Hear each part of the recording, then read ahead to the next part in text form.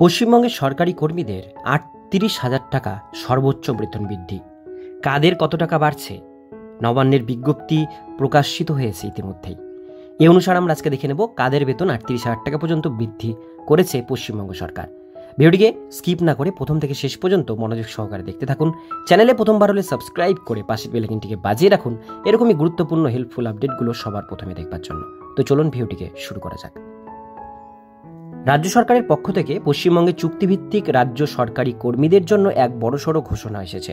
নতুন অর্থবর্ষ শুরু আগেই মুখ্যমন্ত্রী মমতা বন্দ্যোপাধ্যায়ের সরকার জানিয়েছে ২০২৫ সালের ১ জানুয়ারি থেকে চুক্তিভিত্তিক ড্রাইভারদের বেতন সর্বোচ্চ ৩৮,০০০ টাকা পর্যন্ত বাড়ানো হবে।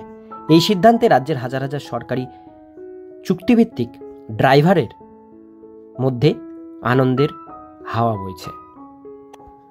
চুক্তিভিত্তিক সরকারি কর্মী ড্রাইভারদের বেতন বৃদ্ধি। রাজ্যের বাজেট ঘোষণার সময় ডিএ বাড়ানোর কথা জানানো হলেও এবার স্পষ্টভাবে জানানো হয়েছে এই বেতন বৃদ্ধি মূলত চুক্তিভিত্তিক ড্রাইভারদের জন্য।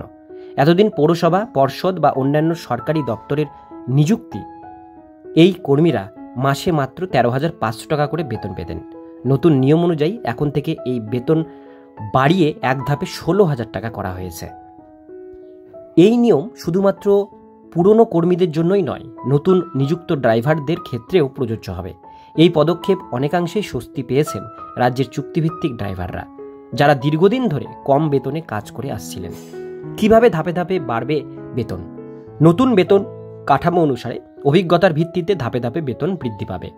নিচে দেখে নিন বিস্তারিত তালিকা। প্রথম ৫ বছর বেতন থাকবে ১৬,০০০ টাকা। ৫ বছরের অভিজ্ঞতা থাকলে বেতন হবে ২০,০০০ টাকা। ১০ বছরের অভিজ্ঞতা থাকলে বেতন হবে ২৫,০০০ টাকা। ১৫ বছরের অভিজ্ঞতা থাকলে বেতন হবে ৩১,০০০ টাকা এবং ২০ বছরের অভিজ্ঞতা থাকলে বেতন হবে ৩৮,০০০ টাকা। তবে সরকার স্পষ্ট করে জানিয়ে দিয়েছেন এই কর্মীদের অবসরের পর কোনো পেনশন সুবিধা থাকবে না। ফলে ভবিষ্যৎ নিরাপত্তা এখন অজানা। চুক্তিভিত্তিক কর্মীদের প্রতিক্রিয়া। এই ঘোষণা সামনে আসতেই রাজ্যের বিভিন্ন দপ্তরে চুক্তিভিত্তিক কর্মীদের মধ্যে স্বস্তি দেখা গেছে। অনেকেই বলেছেন এতদিন স্থায়ী সরকারি কর্মীদের তুলনায় তারা বঞ্চিত ছিলেন। এবার সেই ব্যবধান কিছুটা হলেও কমবে। সরকারি কর্মীদের ফেডারেশন নেতা প্রতাপ নায়েক বলেছেন, এটা আমাদের বহুদিনের দাবি ছিল, সরকার এই দাবি মেনে নিয়েছে। এটা ভালো দিক। তবে আমরা চাই এই কর্মীদের ভবিষ্যৎ সুরক্ষার জন্য আরও পদক্ষেপ নেওয়া হোক। রাজনৈতিক প্রেক্ষাপটের সিদ্ধান্তের মূল্যায়ন।